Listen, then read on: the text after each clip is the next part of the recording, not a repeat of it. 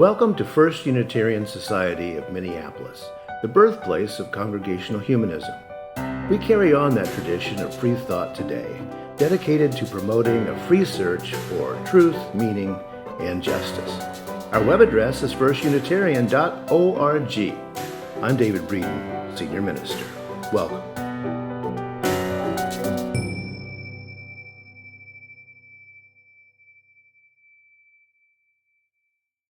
It's easy to consider religions as immense and old and hidebound, immovable monoliths.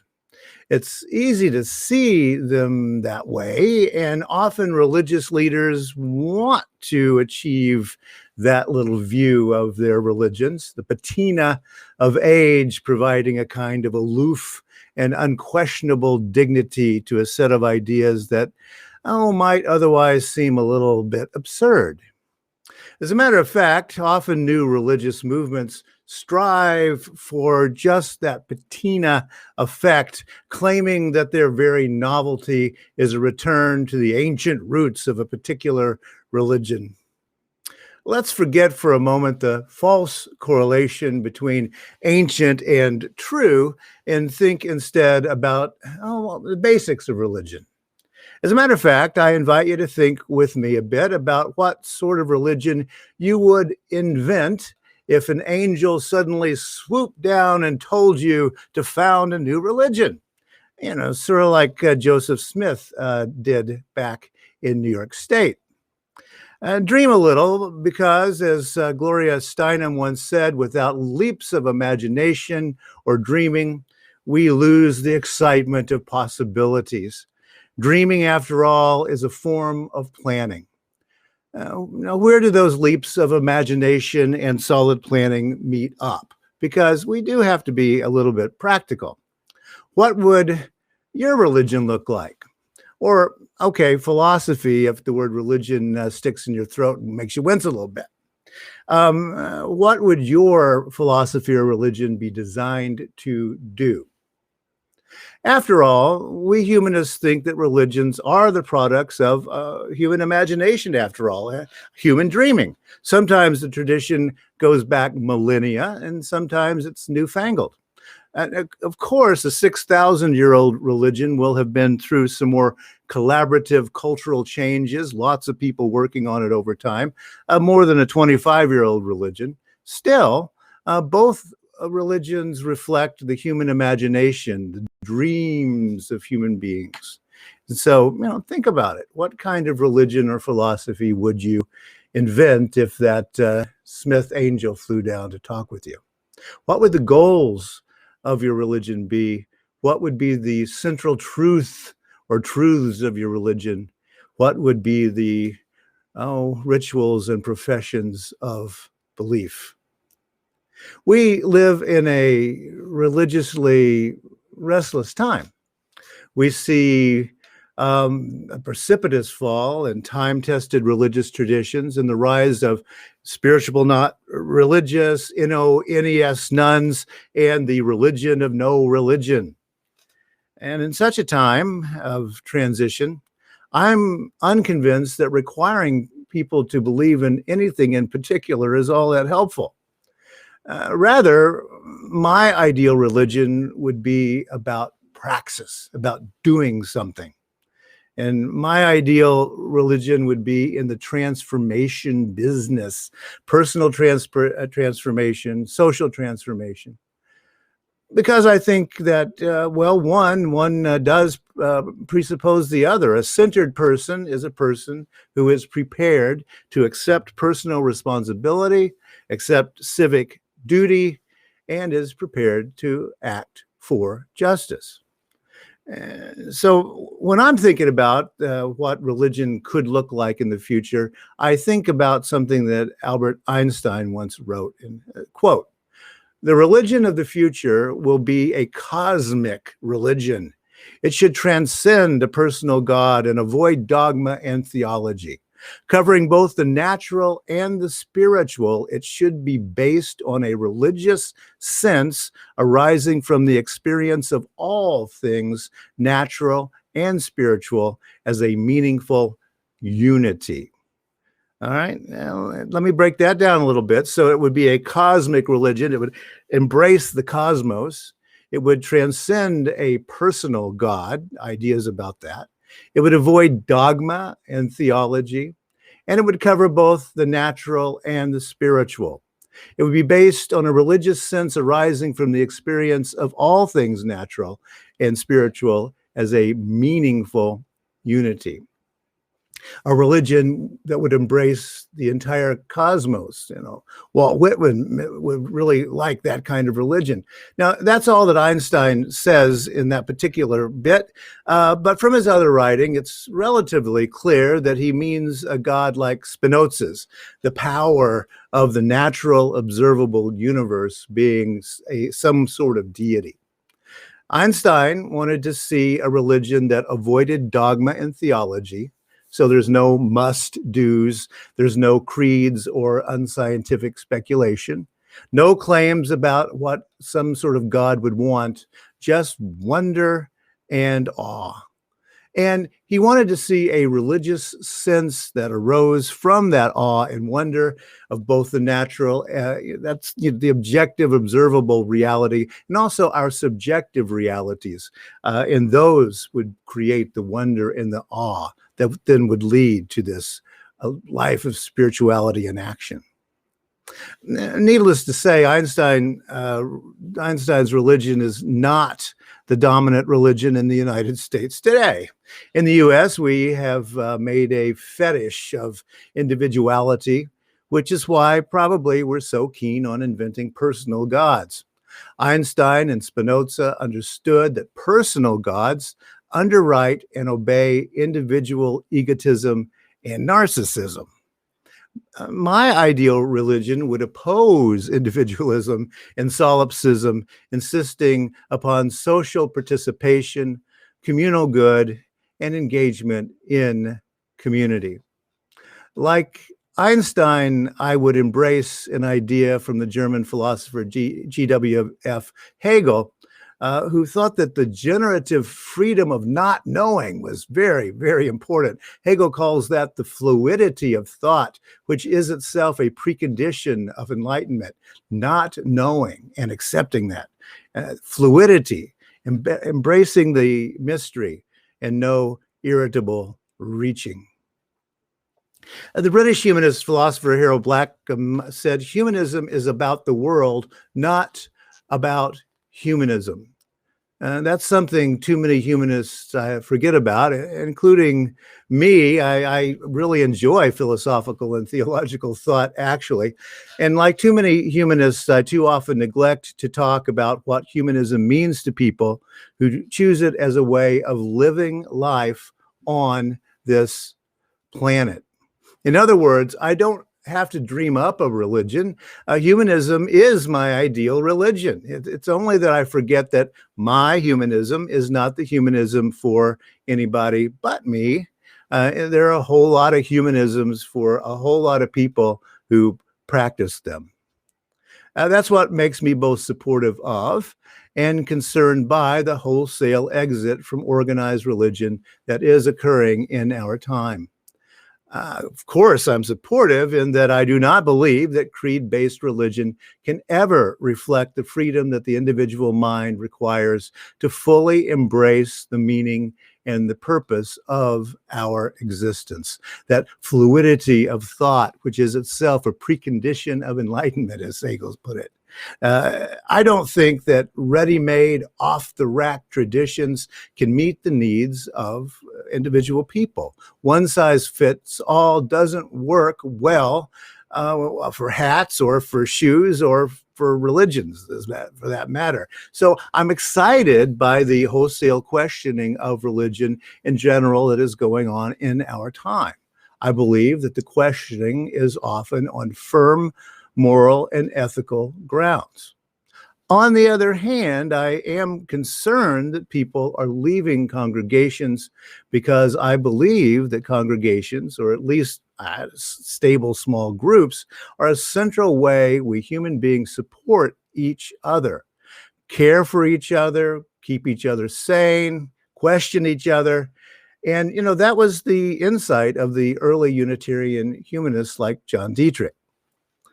The columnist David Brooks was at one time solidly conservative, but developments in recent years have kind of made him waver a little bit on that. Recently, he wrote in a column, quote, "Others have to be reminded of the basic rules for perceiving reality. They have to be reminded that all truth is God's truth, that inquiry strengthens faith, that it is narcissistic self-idolatry to think you can create your own truth based on how you feel. There will probably have to be pastors and local leaders who model and admire evidence-based reasoning, wrestling with ideas," end quote. Now, I don't think there's any God's truth out there, except insofar that I'm a religious naturalist, and God's truth is the mathematical truths of the universe. It's the laws. With that, I agree with Spinoza and Einstein. As a humanist, though, I absolutely agree with David Brooks that inquiry strengthens faith. As a matter of fact, I'd go so far as to say that inquiry is an act of faith, or is faith. Seeking meaning and purpose in a cosmic reality that pretty clearly does not care about what we humans do, well, that questioning that we do then creates the faith that we have, or I guess I would rather call it belief. And I adamantly believe that it is narcissistic self-idolatry to think you can create your own truth based on what you feel. I agree with Brooks on that one.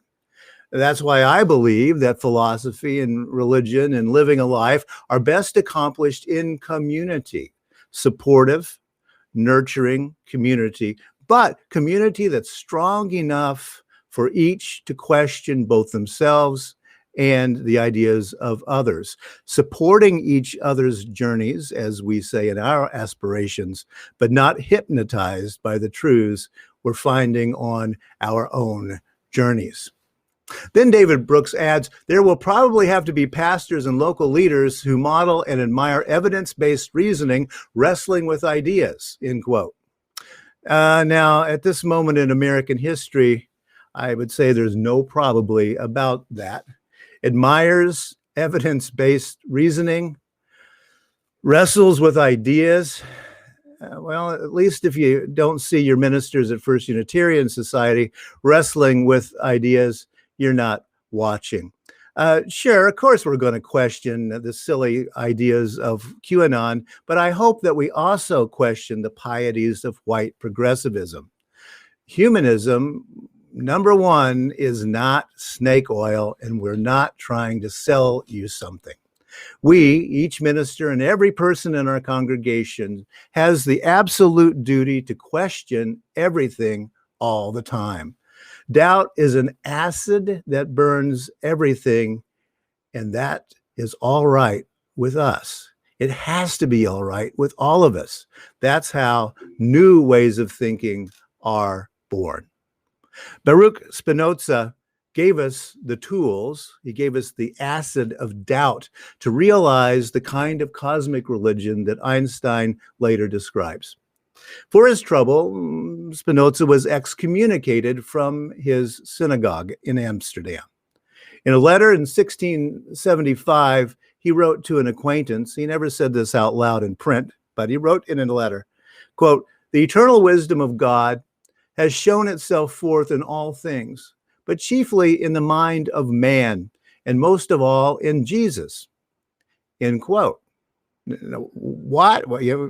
No, Spinoza was not converting to Christianity of all the Protestants around him in Amsterdam, but rather he was saying that Jesus, a Jew, embodied the eternal wisdom of God by burning through the assumptions of his time with that acid of doubt. That was his ideal. It was a very human thing that Jesus did, according to Spinoza. Spinoza was crystal clear that we must have freedom of religion because individuals cannot be authentically religious without the freedom to deeply question religions and even to stop being religious as did he.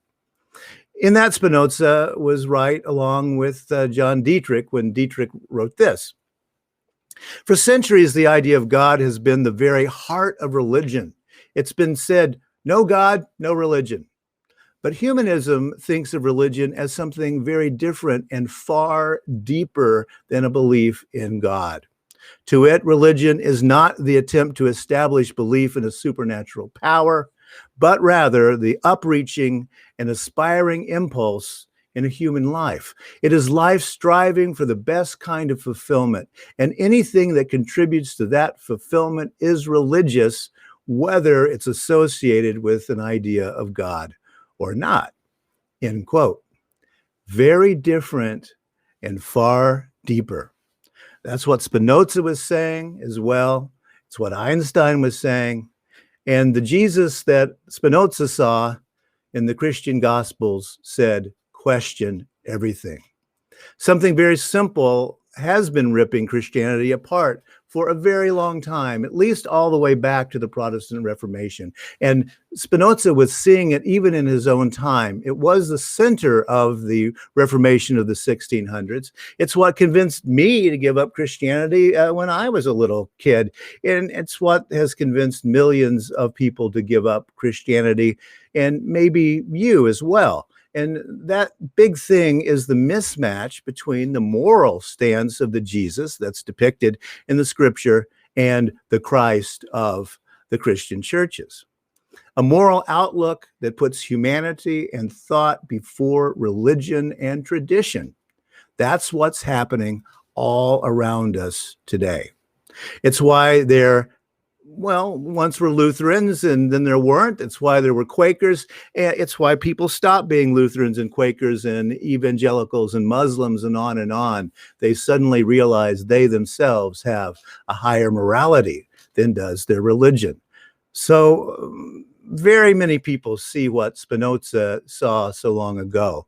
There is a moral force to freedom of thought that is an acid that burns away creeds and traditions.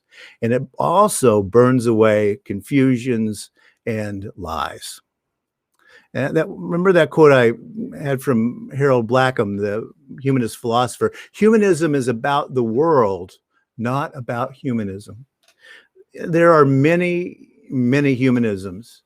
The humanism of First Unitarian Society of Minneapolis is a humanism that has sustained over time. It's lasted through decades, adapting, questioning, growing, and embodying. Yes, as a moral philosophy, humanism can be heady and abstract. But in a humanist congregation, the human bodies that make up the beings that have passed through and preserved the congregation day to day, month to month, year to year, we embody that truth. And it's way more profound than anything any of us can individually think. We humanists think that religions are the products of the human imagination, human dreaming. And this congregation has gone about making this religion of ours by going on despite stock market collapses and wars and epidemics. The goal of our congregational humanism is the flourishing of every human and living thing and the planet itself. And yeah, that's kind of a tall order, saving the world, but it is a worthy purpose. Our central humanist truths, I think, are two. One, we need to be here for each other. And two, human beings can fix human problems. Back in 1949, FUS Minister Carl Storm told us about his dream for humanism. Whatever we may think about the universe and whatever we may think about God, this earth is our common home and our fellowship is of necessity with one another, Carl Storm wrote. We have tools and resources needful for a better life in a world made good. And whether we call ourselves humanists or theists or something else, we had better commit ourselves to the compelling common task. The compelling common task. And that's despite all of our differences. And, you know, that was quite a dream that Carl Storm had back in 1949. But today I'm inviting all of us to dream as well. So go ahead, get out there and make your life a blessing to the world, because I know you want to.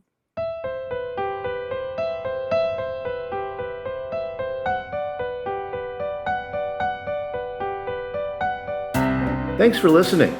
You can find much more about humanism and what's happening at First Unitarian Society in Minneapolis by visiting our website at firstunitarian.org.